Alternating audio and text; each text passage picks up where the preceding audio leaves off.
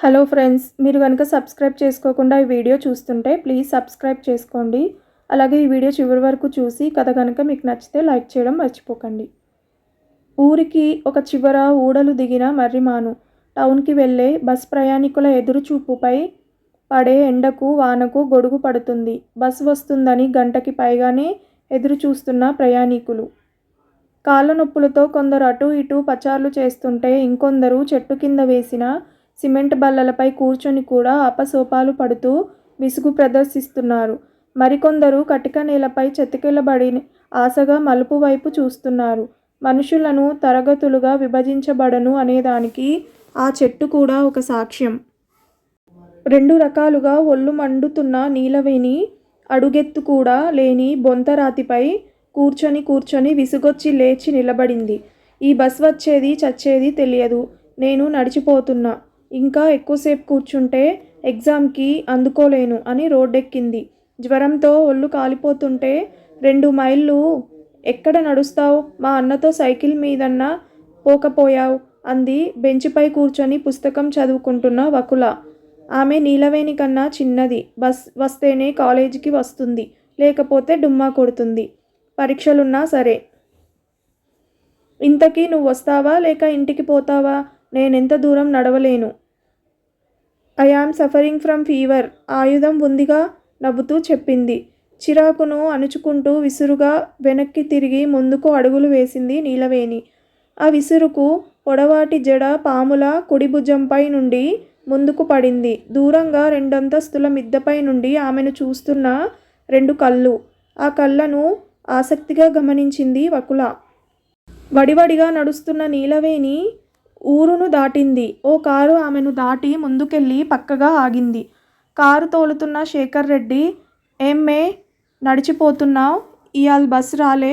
ఆ depot manager తొత్తు కొడుక్కి ఎన్నిసార్లు అర్జీలు పెట్టినా బుద్ధిలే. టయానికి బస్ రాకుంటే చదువుకునే పిల్లకాయలకు ఎంత ఇబ్బంది. రా ఎక్కి కూకో, కాలేజీ కాడ దించుతా. నేను కూడా మండలాఫీస్కు పోతున్నాలే అన్నాడు.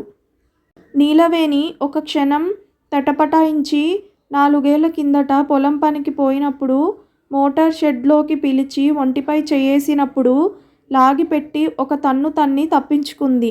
దారిలో మళ్ళీ అలాంటి ప్రయత్నమే చేస్తే అని ఆలోచించింది క్షణకాలం. కానీ పరీక్షకు వెళ్లాల్సిన అవసరం గుర్తొచ్చి అనుమానాన్ని జయించి వెనక డోర్ తెరిచి కూర్చుంది. ఏమ్మే, ఇంకా నీ చదువు పూర్తి కాలే? నీకు పెళ్లి చేసి కానీ మీ అన్న సీనడు పెళ్లి చేసుకుంటా అంటాడు. నువ్వేమో ఇంకా పై చదువులు చదవాలని అంటావంట. నువ్వు చదివిన చదువులకు నీకు ఉద్యోగం రానే వస్తుంది. మీ వాళ్ళలో ఉద్యోగం చేసే ఆడోళ్ళకి మంచి ఉద్యోగస్తుడైన మొగుడే దొరుకుతాడు. ఈ ఏటితో చదువు ముగిచ్చి ఉద్యోగానికి అర్జీ పెట్టుకో. గవర్నమెంట్లో మనకు కావలసిన వాళ్ళు చాలామంది ఉండారు. నిన్ను పోస్ట్లో ఏపీయడం ఏమంత కష్టం కాదు భరోసాగా అన్నాడు. లేదు రెడ్డి, నేను గ్రూప్ 1కి పోవాలనుకుంటున్నా. మా అన్నకు పెళ్ళికి తొందరైతే చేసుకోమను. నేనేమి నా పెళ్ళి చేసి నువ్వు చేసుకో అని చెప్పలేదే. మా అమ్మ నాయన నా బరువేదో తీర్చుకోవాలనే తాపత్రయంతో ఏదో అంటా ఉంటారు. మా అన్నతో పెళ్ళి కోసం ఆ గమలాల్లా పద్మ ఎదురుచూస్తుంది. ఆమె ఇష్టం లేని పెళ్లి చేసుకొని మొగుడితో కాపురం చేయకుండా వచ్చేసింది వీడికోసమే కదా. మా అన్న అంటే ఆ అమ్మికి చాలా ఇష్టం. ఆమె మనసెరిగి కూడా నా పెళ్లిలో ముడిపెడతం నాకు నచ్చలేదు. పెళ్లి చేసుకొని అమ్మా నాయన్ని వదిలేసి ఏరు కాపురం పోయినా పర్లేదు, నేను చూసుకుంటా వాళ్ళని. ఆణ్ణి పెళ్లి చేసుకోమని చెప్పు అంది. నేను చెబుతాలే. ఆ బ్యాంక్లో ట్రాక్టర్ లోను 2 లక్షలు బాకీ ఉండే. నేను హామీ ఉండా కాబట్టి బ్యాంక్ వాళ్ళు చూసి చూడనట్టు పోతున్నారు. మీ అన్నకు కావరం జాస్తి. సొంత కయ్యిలు ఉన్నవాడికి ట్రాక్టర్ ఉంటే లాకీ, కానీ ఊళ్ళో వాళ్ళ పొలాలు దున్ని కుప్పలు నూర్చితే ఏడ డబ్బులు మిగులుతాయి? డీజిల్ రేటు పెరిగిపోయే. వద్దురా, నువ్వు డ్రైవర్గా పోతేనే డబ్బులు కనబడతాయంటే ఇనకపాయే. కాపులతో పోటీ పడితే అప్పుల చిప్పే మిగిలేది. ఇప్పుడు ఏమైంది? ఉన్నది పోయే, అప్పులు మిగిలే అన్నాడు వెటకారంగా. ఒళ్ళు మండింది నీలవేణికి. మా అన్నకు ఆవేశం ఎక్కువ, ఆలోచన తక్కువలే రెడ్డి. 2 ఏళ్ళు ఓపిక పడితే లోను నేనే కట్టేస్తా అంది. క్రాస్ రోడ్స్ వచ్చేసరికి ఊర్లోకి వచ్చే బస్ ఎదురయింది. బస్ చూసిన నీలవేణి ముఖంలో రంగులు మారాయి. రావాల్సిన సమయం కన్నా గంటన్నర ఆలస్యం. రోజు ఇదే తంతు. మనసులో మెదిలిన ప్రశ్నను బాణంలా వదిలింది. రెడ్డి, నిజం చెప్పు, ఊర్లోకి బస్ రానియకుండా చేసేది నువ్వే కదూ? అతను బళ్ళున నవ్వి, భలే దానివే, నేనెందుకు ఆ పాపం పని చేస్తానమ్మీ? ఊరిలో ఉన్న కాపోళ్ళ అందరిలోకి తక్కువ కులపోళ్లకు అండగా ఉండేది నేనొక్కడినే. ఎన్నిసార్లు డిపో మేనేజర్ దగ్గరికి పోయి కంప్లైంట్ పెట్టి వచ్చాము. అందుకు సాక్ష్యం మీ అన్నే, కావాలంటే పోయి వాడినే అడుగు అన్నాడు. లేదులే రెడ్డి, ఊర్లోకి వచ్చే బస్ ఊరి చివర ఉన్న హరిజనవాడ దాకా వస్తుంది. ఊర్లోకి వచ్చేసరికి సీట్లన్నీ నిండిపోయి ఊళ్ళో వాళ్ళంతా నిలబడి టౌన్కి పోవాల్సి వస్తుంది. నిలబడిపోతున్నందుకు కాదు, అలగా జనమంతా కూర్చొని ఉంటే మనం నిలబడి ఉండటం ఏమిటన్న అహంకారం కదా ఊళ్ళో బక్కచిక్కిన పెద్ద కులాల వాళ్ళది. సమయం తప్పించి బస్ వస్తే ఆ పాటికే ఏటాళ్ళు అటు సర్దుకుంటారు. తర్వాత హాయిగా గౌరవంగా కూర్చొని పోవచ్చు అని కదా మీ పెద్దాళ్ళ పన్నాగం. బస్ డ్రైవర్లకు మేతేసి నువ్వే మేనేజర్ చేసి ఉంటావు అది కూడా అంది నిర్మోహమాటంగా. నీ అన్ని పిచ్చి ఊహలు. చదువుకున్న అతి తెలివితేటలు చూపుతున్నావు. అంత దూరం మేమెప్పుడూ ఆలోచించలేదు. ఆ తేడా గిరిగీసి కూచేబెట్టటమే ఉంటే మా ఇండ్లలో పెళ్ళికి విందు భోజనాలకి మీ వాళ్ళని ఎందుకు పిలుస్తాం? ఒకే బంతిలో కూర్చొని భోజనాలెందుకు చేస్తాం? అయినా కులాలేడా ఉన్నాయమ్మీ? నా ముందు అంటే అన్నావు గాని మరెవరి ముందు అనబాకు. నీ మంచి కోసమే చెబుతున్నా అన్నాడు. మనసులో మాత్రం అఖండమైన తెలివితేటలమ్మీ నీయి. మీ వాళ్ళందరికీ ఈ తెలివితేటలుంటే మా బోటి వాళ్ళం ఊరు వదిలేసి పోవాల్సిందే అనుకున్నాడు. కాలేజీ గేటు ముందు కారాపి, నీ పరీక్షలు అయిపోయాక అర్జీ రాసి చదువుకునే పిల్లకాయలందరి చేత సంతకాలు పెట్టించి తీసుకురా. డిపోకి పోయి మేనేజర్తో మాట్లాడేసి వద్దాం. నీ అనుమానాలు అన్నీ తీరిపోతాయి అన్నాడు. థ్యాంక్స్ చెప్పి లోపలికి వెళ్తున్న నీలవేణిని చూసి పెదవి కొరుక్కున్నాడు. సాలోచనగా తల పంకించాడు. 10 రోజులు గడిచాక శేఖర్ రెడ్డి లేకుండానే నలుగురి పెద్దవాళ్లను 10 మంది పిల్లకాయలను పోగేసుకొని వెళ్ళి డిపో మేనేజర్ని కలిసింది నీలవేణి. నిర్ణీత వేళలకు బస్ నడపకపోవడం వల్ల ఊరి వాళ్లకు, విద్యార్థులకు కలిగే ఇబ్బందులను వల్లే వేశారందరూ. ఇకపై సక్రమంగా నడిపితే నడపండి, లేకపోతే బస్ని ఊర్లోకి రానియకుండా అడ్డుకుంటాం, సమ్మె కూడా చేస్తాం అని చెప్పింది. సెలవుల్లో ఆడపిల్లలందరికీ ఇంగ్లీష్ నేర్పడం, సైకిల్ తొక్కడం చేస్తుంది నీలవేణి. ఈ అమ్మికి ఊళ్ళో సంగతులన్నీ ఎందుకు? ఇంకో 2 నెలలకు తిరుపతికి పోయి చదువుకుంటానంటుండే. మొన్న కూడా అట్టాగే పరీక్షలప్పుడు ఎర్రటి ఎండలప్పుడు నడిచిపోతుందని, ఆలస్యమైపోతుందని జాలిపడి కారెక్కించుకొని కాలేజీ కాడ దింపేలోపు ఏమేమో మాట్లాడిందంట రెడ్డిని అని కసిబుసులాడాడు సీను. అన్యోపదేశంగా రెడ్డి జోలికి వెళ్ళొద్దని అమ్మ నాయన చేత చెప్పిస్తున్నాడని అర్థమైంది నీలవేణికి. రెడ్డమ్మ మద్రాసుకు పోయిందంట. చెల్లెలు కాన్పు కోసం 10 రోజులు ఇంటికొచ్చి వంట చేసి పెట్టమని అడుగుతున్నాడు రెడ్డి. పోదామా చెల్లి అని అడిగాడు శ్రీను. నీలవేణి రెడ్డి చూపుల్లో తేడాని చాలాసార్లు గమనించింది. అంతలో అంత తిరస్కారం జరిగాక కూడా అతని ప్రయత్నాలు చేయడం మానలేదు. లేదన్నా, నేను చదువుకోవాలి, అమ్మతో కూడా పొలం పనికి పోవాలి, ఫీజులకు డబ్బులు పోగు చేసుకోవాలి గందా అంది.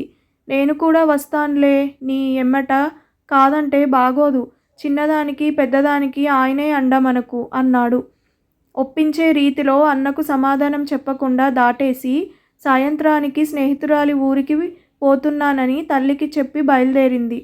ఓ 10 రోజులకు హైదరాబాదులో ఉద్యోగం దొరికిందని, ఉద్యోగం చేస్తానే అక్కడే చదువుకుంటా అని అన్నకు ఫోన్ చేసి చెప్పింది. నేను ఇంటికి పోవడం లేదు, నువ్వే చెప్పుకో ఆ సంగతి అని చెల్లిని కసిరి ఫోన్ పెట్టేశాడు సీను. నీలవేణికి ఏదో అనుమానం కలిగి చిల్లరంగడి దేవసేనకు ఫోన్ చేసింది. మీ అన్న ఆ గమలోళ్ళ పద్మను తీసుకుపోయి జొన్నవాడలో పెళ్లి చేసుకొని వచ్చాడు. అటు ఆళ్ళు రానియలే, మీ వాళ్ళు గడప తొక్కనియలా. పాటూరు రోడ్లో ఇల్లు తీసుకొని పెట్టినాడంట. మీ అమ్మ నాయన ఒకటే ఏడుపనుకో, బిడ్డలిద్దరూ మమ్మల్ని వీధిన పెట్టారని అని చెప్పింది. ఆలస్యంగా అయినా మా సీనన్న మంచి పని చేశాడు. ఏదైనా అర్జెంట్ అయితే నాకు ఫోన్ చేయక్కా అని చెప్పి ఫోన్ పెట్టేసింది. ఉరుము లేని పిడుగులా మర్నాడే దేవసేన నుండి ఫోన్. మీ అన్న ట్రాక్టర్ లోన్ తీసుకొని డబ్బు కట్టటం లేదంట. ట్రాక్టర్ కూడా కనబడకుండా అమ్మేసినాడంట. ఆ డబ్బు కట్టమని, లేకపోతే ఇల్లు జప్తు పెడతామని వచ్చి పడ్డారు బ్యాంకు వాళ్ళు. మీ అమ్మ ఏడుస్తుంది. నువ్వు వెంటనే బయలుదేరిరా అమ్మీ అంది. బ్యాగ్లో 2 జతల బట్టలు కుక్కుకొని తెల్లారేపాటికి ఇంటికి చేరింది. నీలవేణి అమ్మ నాయన నిలవ నీడ లేకుండా పొద్దని ఒకటే ఏడుపు. అన్న అయిపు లేడు. ఆమె ఆలోచనలో రెడ్డి మొదలాడు. దారులన్నీ ఒక్కొక్కటిగా మూసుకుపోయి ఒకే దారి మిగిలింది. అది రెడ్డి చేలో పంపు షెడ్డుకి దారి. పులిబోనులోకి పులిలాగానే వెళ్ళింది నీలవేణి. ఏమే చదువుల రాని ఇట్టా దారి తప్పి మా పంట పొలంలోకి వచ్చింది వెటకారంగా అన్నాడు. రాజకీయం, చమత్కారం, వ్యంగ్యం అన్నీ నీ దగ్గర నేర్చుకోవాలని వచ్చాను రెడ్డి. బ్యాంకు వాళ్ళని నువ్వే రెచ్చగొట్టావని నాకు తెలుసు. ఏళ్ల తరబడి నీ దగ్గర గొడ్డు చాకిరీ చేసిన వాడికి సహాయం చేయాలనుకుంటే చేయవా? బ్యాంకు వాళ్ళను ఎట్టా ఆపుతావో నీ ఇష్టం. ఇదిగో నా ఫోన్ నెంబర్. హైదరాబాదులో ఉన్నా. నువ్వు ఎక్కడికి రమ్మంటే అక్కడికి వస్తా, పోయొస్తా. మరొక మాటకు అవకాశం ఇవ్వకుండా వెనక్కి తిరిగింది. రెడ్డిది మంచి మనసు. ఆయన బ్యాంకీ వాళ్ళను పిలిపించి ఆళ్లతో నా ఎదురుగుండానే మాట్లాడినాడు. ఆళ్ళు ఆయన మాట విని కొన్నాళ్ళు ఆగుతాం, ఈలోపు ఎంతో కొంత కడతా ఉండండి అన్నారు అనే వార్తను కళ్ళు తుడుచుకుంటా సంతోషంగా చెప్పాడు నీలవేణి నాన్న. సాయంత్రం బస్ ఎక్కించడానికి వచ్చిన తల్లి నెమ్మదిగా తెలివిగా చెప్పింది. ఎట్టాగొట్టా ఆ బాకీ కట్టు బిడ్డా. నీ అన్న ఆ బాకీ కట్టలేడు. ఆడికి ఏం పాలుబోటం లేదు. ఆ అమ్మికి 5వ నెలంట అని కంట్లో నీరు పైకి ఉబకకుండా తల ఊపి బస్సు ఎక్కాక జలజల కన్నీరు కార్చింది. నీలవేణి వెనక సీట్లో కూర్చున్న సుధాకర్కి ఆ కన్నీటి చెమ్మ తగిలిందేమో. సీటు మారి ఆమె పక్క సీట్లో కూర్చొని ప్రశ్నార్థకంగా చూశాడు. ఏమీ లేదన్నట్టు తల ఊపింది. అతను కూడా తన వాడే. ఇద్దరూ కలిసి చదువుకున్నారు. అతను పై చదువులకు రాకుండా మిగతా కయ్యలు చేసుకుంటూ ఊర్లో ఆగిపోయాడు. కష్టం సుఖం మనసిప్పి చెప్పుకునే స్నేహితుడు, మూగ ప్రేమికుడు. నెల్లూరు బస్టాండ్లో హైదరాబాద్ బస్ కదిలిందాక పక్కనే ఉండి కళ్ళతోనే ప్రశ్నలు వేసి అలిసి సమాధానం దొరక్కుండానే వెనక్కి మళ్ళాడతను. బస్ ప్రయాణంలో నీలవేణిలో ఒకటే ఆలోచన. ఈ ధనస్వామ్యం పీచమనచాలంటే గొర్రెల మందల తలలూపే తమ వారంతా విద్యాధికులు కావడం అత్యవసరం. అంతకన్నా ముందు ఆర్థికంగా బలపడటం, సంఘంలో హోదా పెరగడం. వారం రోజుల వరకు రెడ్డి నుండి ఏదో ఒక సమయంలో ఫోన్ వస్తుందని ఊహించింది. నెల రోజులు దాటినా ఫోన్ రాకపోయేసరికి ఆశ్చర్యపోయింది. ఏదైతేనేం పొగరుగా మాట్లాడే తన ఆత్మాభిమానం అతని కాళ్ళ దగ్గరికి వెళ్ళి సాయం కోరడం వల్ల అతని అహం తృప్తి పడి ఉంటుంది. అది చాలనుకున్నట్టు ఉన్నాడు అని రిలీఫ్గా ఫీల్ అయింది. మధ్యలో చిల్లరంగడి దేవసేన ఫోన్ చేసింది. ఆమె నీలవేణి, నువ్వు రెడ్డికి లొంగిపోయి బాకీ నుంచి బయటపడ్డావని ఊర్లో వాళ్ళందరూ అనుకుంటున్నారు. నిజమేనా అని ఆరా తీసింది. అసహనం కట్టలు తెంచుకుంది. అట్టాగే అనుకోని.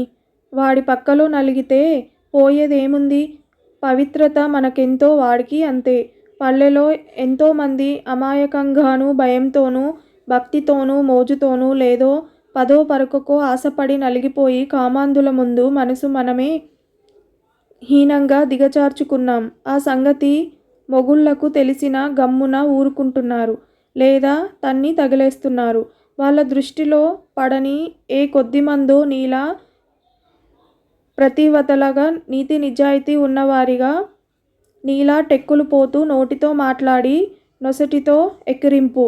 నేను అవునని చెబితే తప్ప నీకు మనశ్శాంతి కలగదనుకుంటే అట్టాగే అనుకో అంది కఠినంగా.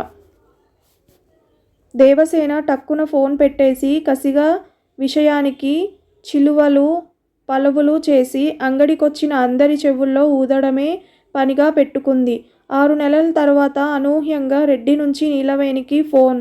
మొత్తానికి భలే దానివి నీలవేణి. నిప్పు లేకుండానే పొగ సృష్టించావు. నేనేదో ఇంకా నీకోసం చిత్తకార్తె కుక్కలా వెంటబడ్డట్టు ఊహించేసుకోకు. కాదన్న ఆడదాని జోలికి నేనేనాడూ పోలే. సినిమా హీరోయిన్ లాంటోళ్ళని, అజంతా ఎల్లోరా శిల్పాల లాంటి అందగత్తెలను కొనుక్కొని మరీ అనుభవించా. నువ్వొక అతిలోక సుందరివని అనుకుంటివా? కొంచెం నీ హెచ్చు నీ టెక్కు తగ్గించు. ఏదో రాజకీయం అని మాట్లాడావు కదా, రా నేర్పుతాను, నేర్చుకుందువుగాని. నీ వెనకున్న బలమేమిటో నా వెనక బలమేమిటో తేల్చుకుందాం రా అని సవాల్ విసిరాడు. లోలోపల ఉడికిపోయింది నీలవేణి. ఛత్, నా ఆడతనానికి ఎంత అవమానం జరిగింది. అతనెప్పుడో మోజుపడ్డాడని తనెందుకు తెగించి ఆహ్వానం పలకాలి? అతని పట్ల తమ వాడలో వారికున్న హీరో వర్షిప్ తనలో కూడా రహస్యంగా దాగి ఉందేమో. లేకపోతే తనెందుకు అతని ఫోన్ కోసం ఎదురు చూసింది? అతను ఎత్తువేశాడు. అతను పులి, నేను మేక కాకూడదు అని ఊహించుకొని కూడా ఆఖరికి ఆవేశంలో మేకను కావడానికే ఒప్పుకొని వచ్చింది. కానీ అతను ఎత్తుకు పై ఎత్తు వేసి తనను చిత్తు చేశాడు. తనిప్పుడు చదువు మానేసి పోయి ఊర్లో కూర్చొని మామూలు ఆడదానిలా ఓడిపోకూడదు అనుకుంది. ఇంత అనాలోచితంగా ఆ మాటలు ఎందుకన్నాను అనుకొని సిగ్గుపడింది. సుధాకర్ గుర్తొచ్చాడు. వెంటనే అతనికి ఫోన్ చేసింది.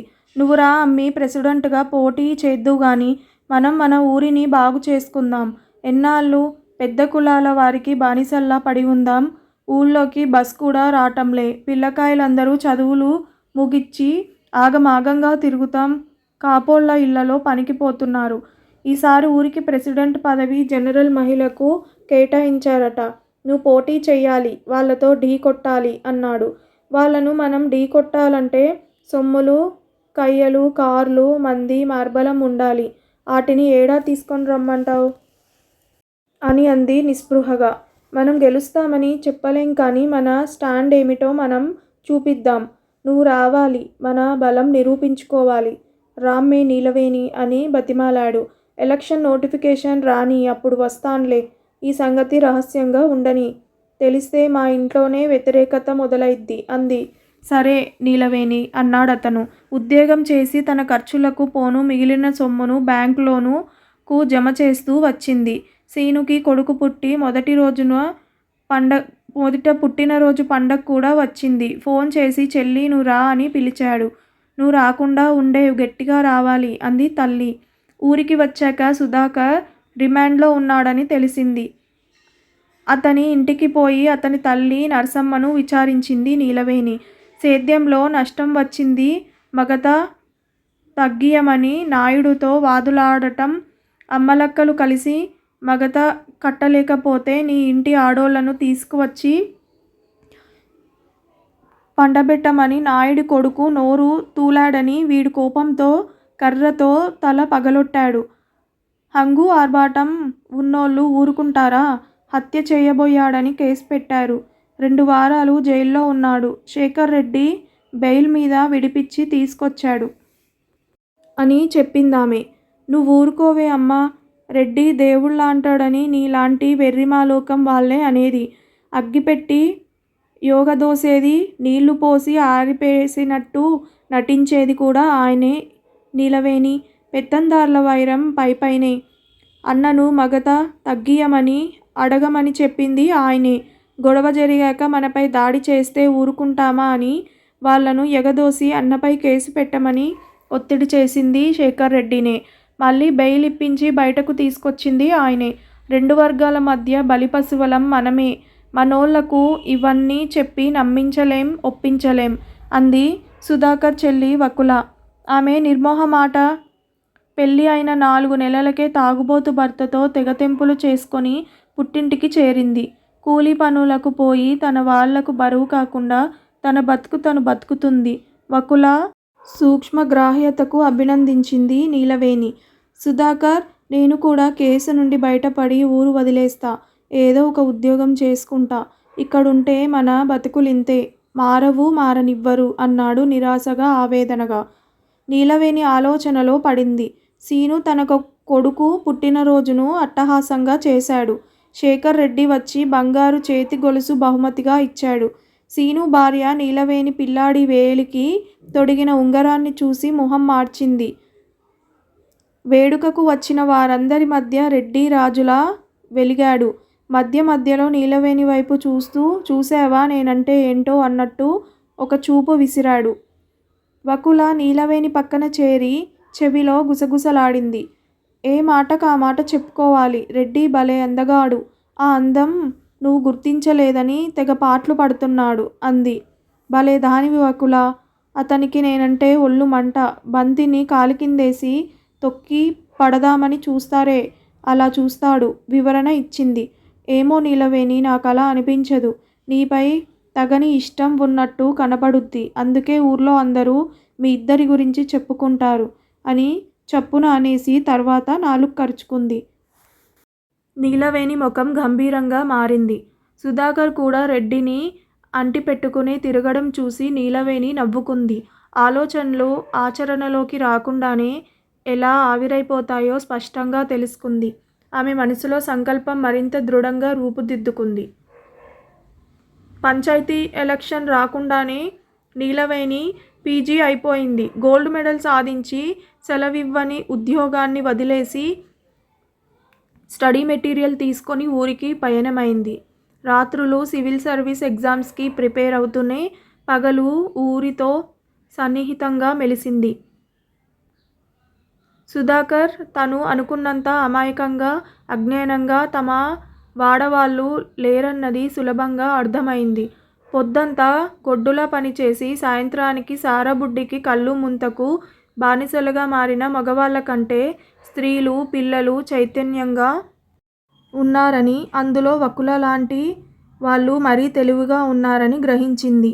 గ్రామస్తులు భూస్వాములపై ఆధారపడకుండా అప్పులకు వారిని ఆశ్రయించకుండా చేయగలిగితే సగం బానిసత్వం పోయినట్లే అని భావించింది.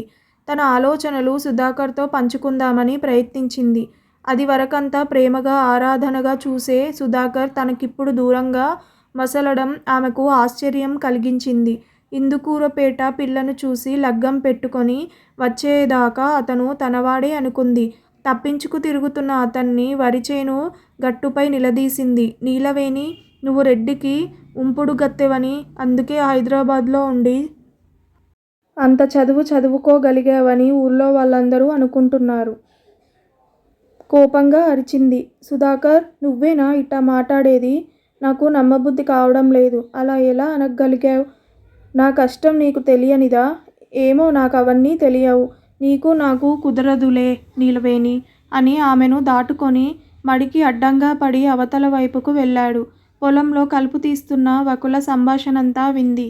అన్నకేసి చూసి, ఒరేయ్, లోకుల మాటలు విని విషం నెత్తికెక్కించుకున్నావు.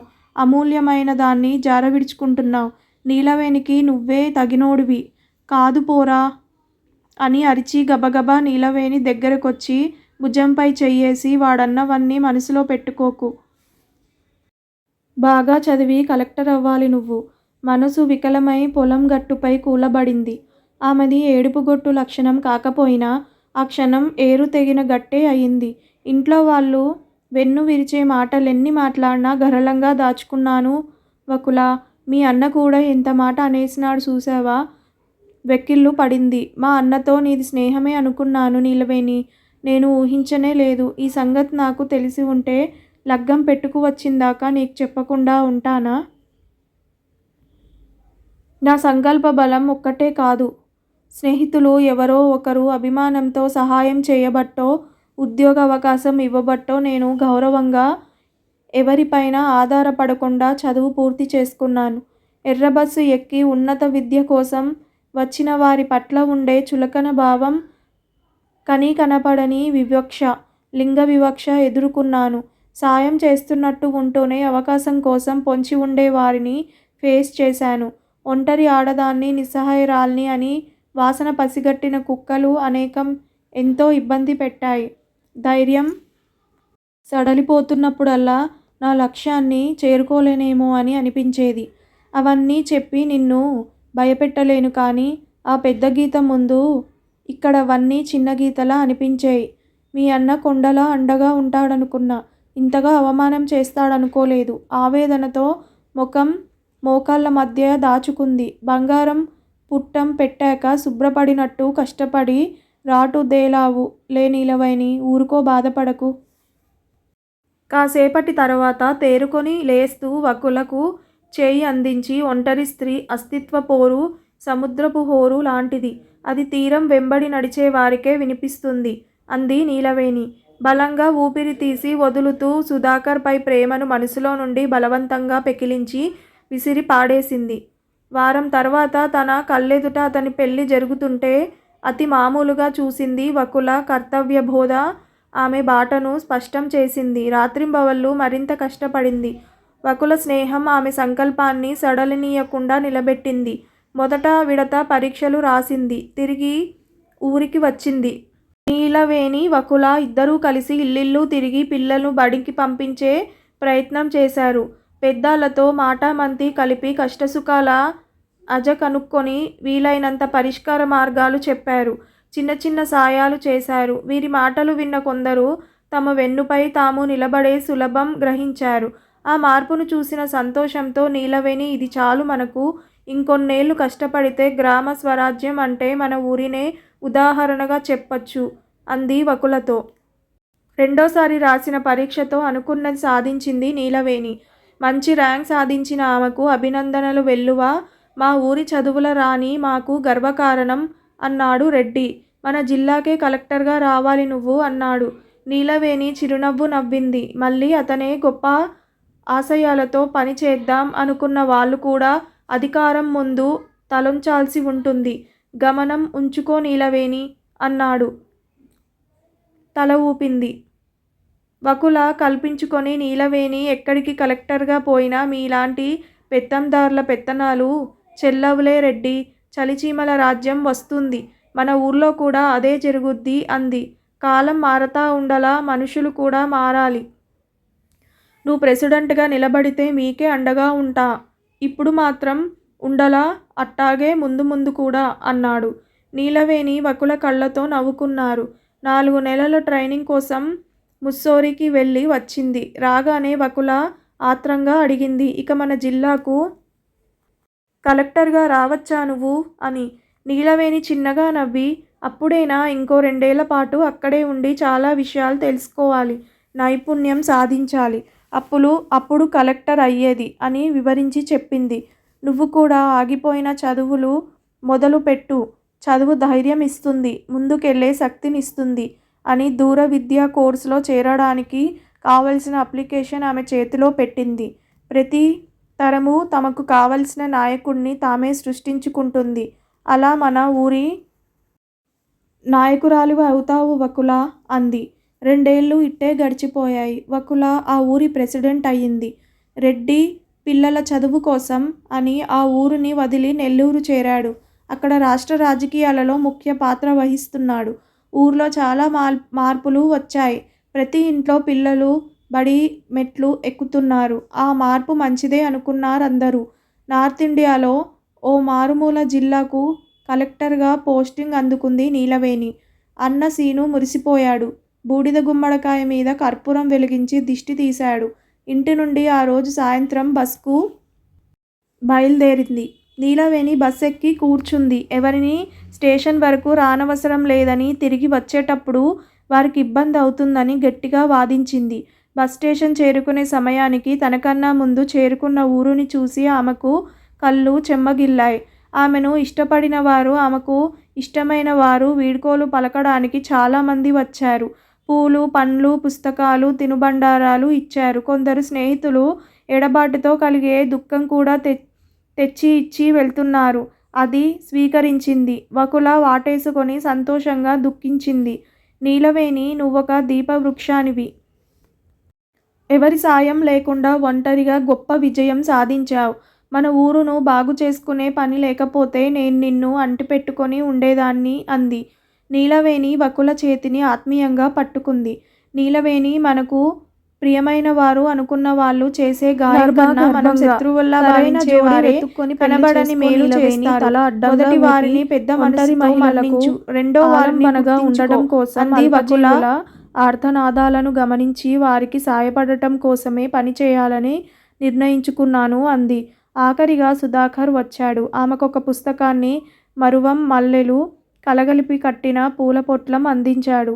అతని కళ్ళల్లోకి చూసింది. కాదనకుండా తీసుకుంది. ఏ ఆశయమో మరేదో స్వార్థమో. నీలవేణి అందరికీ వీడ్కోలు చెబుతూనే ఉంది. అయినా ఆమె కళ్ళు ప్లాట్ఫారంపై ఎవరికోసమో వెతుకుతున్నాయి. ఆమె ఎవరికోసం ఎదురు చూస్తుందో ఆ వ్యక్తి రానేలేదు.